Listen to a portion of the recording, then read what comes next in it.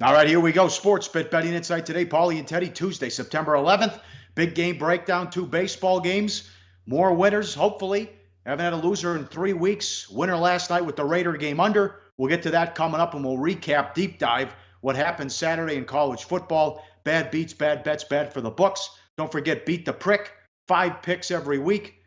5 o'clock Pacific Eastern. You have to have those picks in 5 plays to be eligible for the weekly prize. 70 total plays over 14 weeks, $50,000 in cash prizes. So beat the prick in the top 5 prizes. 10 grand, 4 grand, 2, 1,500, 1,400. That'll be paid out in Bitcoin. Good luck out there. SBR picks. And you're watching Sportsbook Betting Insight today. All the betting news you need to know in less than 20 minutes. Monday Night Football recap. Rams opened 3, bet up to 6.5, and the total crashing down from 49.5 to 47.5. Nice drive by the Raiders to start, but outscored 23-0 in the second half. A lot of firepower with that Rams team, and the defense shut down Carr, who had some horrible interceptions. The pick 6 by Peter sealed it. Yeah, I mean, look, Oakland replaced 31 new players on their 53-man roster. That's an enormous amount of turnover for one offseason, and they looked like a team in rebuilding mode last night. The Rams were the class, and this was a game you could feel it coming. You could smell it coming. The money pouring in on LA, the money pouring in on the under. It was a pretty bad result for the bookmakers. And, of course, with Gruden losing, Pat Shurmur lost, Matt Nagy lost, although he covered, the only one to cover. Steve Wilkes lost, Frank Reich lost, Matt Patricia lost, Mike Vrabel lost. Yeah, that's 0-7 straight up, 1-6 ATS for the coaches making their debuts with their new teams. Not a good week for not necessarily first-time coaches, but first-year coaches in particular. It was pretty ugly. Yeah, see if that continues in week 2. That is something. And your boy Stafford looked good, Teddy. 4 interceptions, a couple defensive touchdowns. Darnold throws a pick 6 on his first pass, and they run out the Lions. Good composure by the rookie. And the thing that's got to be would bother me and worry me, number one, how bad Detroit looked. Patricia off to a bad start. But the Jets knew everything the Lions were running and all the hand signals. Yeah, and look, I love you giving me grief about Matthew Stafford, and I deserve it. Certainly a pretty ugly showing last night. Let's give the Jets some credit for what they did. But first of all, good result for the books. The money came on the Lions. There was no one that was particularly excited about the rookie QB on the road. So this game being a teaser killer and all of that ended up working out very nicely for books both here in town and offshore. But Detroit had a terrible preseason. They got out-physicaled every week, and every week Matt Patricia's like, we're really going to concentrate on our physicality this week. Lo and behold, here's the regular season. Exactly what we saw in the preseason from Detroit. They got pushed around up front. Stafford made mistakes, and the rookie QB making his first NFL start was the better of the 2 quarterbacks last night. Jets power rating, bump it up a notch or 2. Todd Bowles getting the job done for New York, just like he did last year. Yep, Lions couldn't run the ball again, and they were gashed on the ground by the Jets' 2 running backs. Bad for the books. Astros, $3 up to $3.60. Got as high as $4 here in Vegas. They win, don't cover the run line, but they win 3-2. And the Yankees, perfect against the Twins. They own the Twins the last 10 years. $1.50 up to $1.80. They win 7-2. Cover the run line. Yankees 7-1 since they acquired Happ. Bad bets. Dodgers again. They are second worst ROI, which is really saying something, because you have the Orioles, who of course are down 50 units. They have 102 losses. The Royals have 90-plus losses. But the Dodgers have a worst ROI, 170 up to 210. They lose again. They're 0-5 against the Reds. Yeah, and look, again, the Nationals are another team that you would think, oh, my God, the Washington, they're below 500. They got all these high-priced pitchers. They've had a very disappointing season. No, it's L.A., ranked number 29th, which speaks volumes about being careful what you lay in baseball. The Dodgers have not been a good bet. At one point in August, I'm like, this team might be ready to go on a roll. Doesn't look like that roll is going to happen this year for the LA Dodgers. They're going to make noise. They're going to have to, A, make the postseason, and B, make some noise in the postseason. It doesn't look like it's going to happen in the regular season. All right, a couple of bad beats. The Pirates plus 120, led 6-4 in the bottom of the 8th. The bullpen blows it. Cardinals win 8-7, and this was terrible. The Indians minus 145. Now the Rays knocked Kluber out of the game in the second inning. 5-4 Indians, bottom of the ninth, 2 outs, nobody on, base hit, 2-run shot, walk-off homer, 6-5 final, 12 wins in a row at home for the Rays. Oh, nobody's talking about Tampa. 12 wins in a row. They're 33-8 in their last 41 at the Trop, dating back to June. All right, they're 17-3, their last 20 overall. Who's talking about Tampa? No one. Who's betting Tampa? You know, the A's have gotten all the love. Tampa has been very much under the radar. We'll get to the Rays again and the Indians matchup again for tonight. Later on, we get the big game breakdown. And one more from golf. It was they had to push it back a day. The 4th round BMW Championship. Justin Rose was 12-1. All he had to do was par 18, hit a nice tee shot. Then the wheels came off. Bradley hit it into the stands, into the spectators on 18. He somehow, some way got out of there with a bogey. So Rose just need the par. His final putt lipped out. That would have won it. He goes to a playoff. He hits it into the stands. And Bradley wins a playoff. Tough one, 12-1 on Rose. An easy course where 20 under won it. 21 under. All he had to do was par 18. He couldn't do it. Tough beat there in the world of golf. All right, here we go. Big game breakdown. Sportsbit betting insight today. Follow us on Twitter. I'm at Real Sportsbit. He's at Teddy_covers. The pick will be coming up at the end of the show.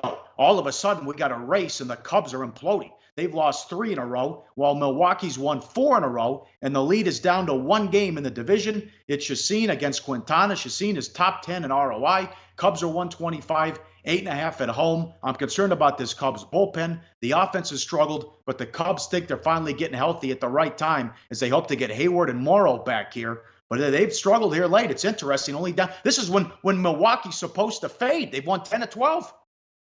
Well, yeah, I mean, the Brewers faded last year at this time after giving chase for a while for the Cubs. September was not pretty for Milwaukee backers, but it feels a little bit different this year. Scoring the game-winning run last night on a wild pitch against that Cubs bullpen. Here's a manager, Craig Counsell from Milwaukee. Quote, "We're trying hard to win the division. We can't try any harder. We're going to try hard. Nothing changes from that perspective. We're still behind in the standings. We still have to try to put a dent in it, and that's what we're going to try and do." Ryan Braun, quote, "You try to do the same thing you've done all year. Prepare the same way. Don't try harder. Don't do anything different." You talked about Julius Chacin, and he's been pretty darn good, although he has lost his last couple of starts, including a bad outing against the Cubs last time out. He gave up 5 runs, only 3 of them earned, although his career numbers against the Cubs are pretty good. It's Chicago. You talked about some of the issues. They're not healthy yet. Brandon Morrow, who they need as a in the closer role, he's expected back soon. Jason Hayward expected back soon, but they're not on the field for this game tonight. And that matters with Chicago, at least as short a road chalk with Quintana on the hill. Yeah, and the Cubs are in that stretch where they have all these games. They have to play a makeup game Thursday at Washington. They have to face Scherzer. They have a tough schedule coming up as well. They got to play the Diamondbacks on the road. They better be careful here. They're looking at the wild card. Milwaukee is the first wild card in a 2.5 game lead over the Cardinals. They're 4.5 up on the Dodgers. Quintana starts for the Cubbies. He hasn't lost since August 14th when he gave up 5 runs and 3 home runs in 5 innings against Milwaukee. He's been great against Milwaukee in his career until that outing. Hasn't surrendered more than 2 earned runs in a start since then. 5-2 with a 1.78 and 9 career starts against the Brewers. Here we go. They keep winning, but they can't gain any ground because of the A's. But the Indians take on the Rays. Indians $1.10 on the road, 8.5 the total. Bieber against Glasnow, and you run down the numbers, 12 in a row at home, 8 of 9, 17 of 20, and as you mentioned, 33-8 at home since June 11th. I know you're making money here on the Rays. They beat Kluber yesterday. If they can win this one, they think they can get the broom out because they're throwing Snell tomorrow, and then they're 7 back of the loss column, but then the A's come into town after that.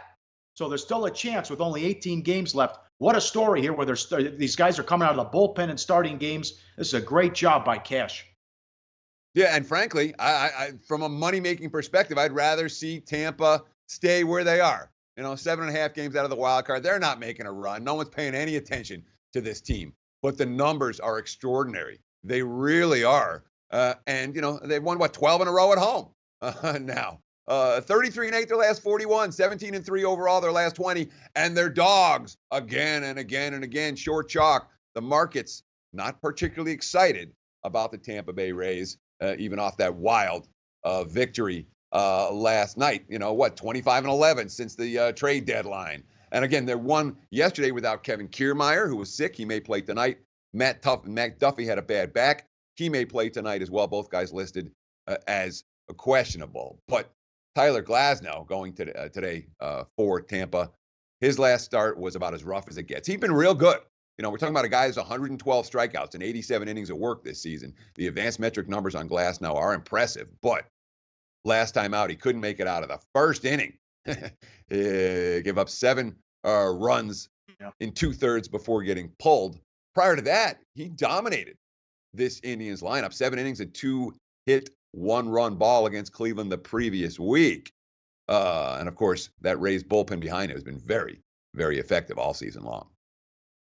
Yeah, so it's you figure he bounces back, pitched well against the Indians, but he was terrible, as you mentioned, against Toronto when he gave up 7 runs in the first inning. Bieber, 3-1 with an ERA of almost 6 in his last 5 starts as well. Could be a lot of runs scored coming up. We'll get to this one at the end of the show. All right, recap, bad beats, bad bets, bad for the books, college football. We'll do NFL Mondays and college on Tuesdays. The bad beats, Air Force catching 10, 9, 8, depends when you bet it. They're down, Florida Atlantic, if you laid it.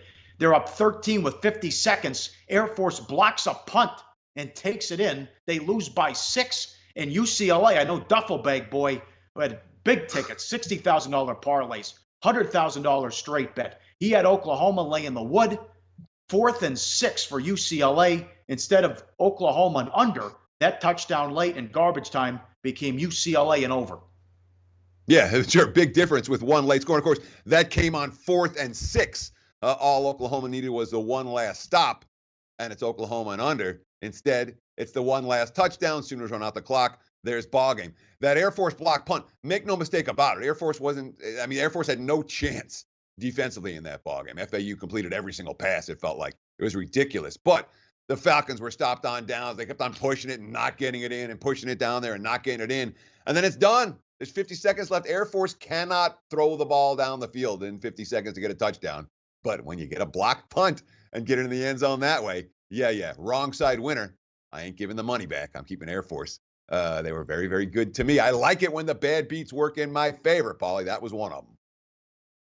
Northern Illinois, plus 10.5 at home. They were right there the entire game. They have the ball down 4 with 2 minutes left.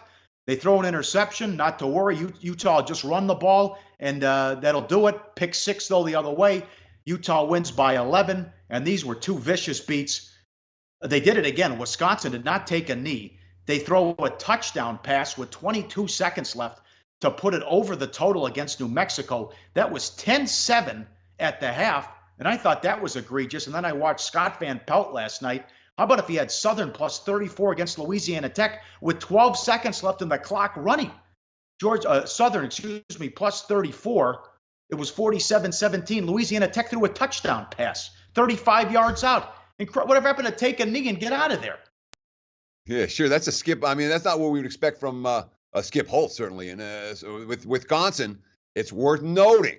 What you want to know is be aware of tendencies.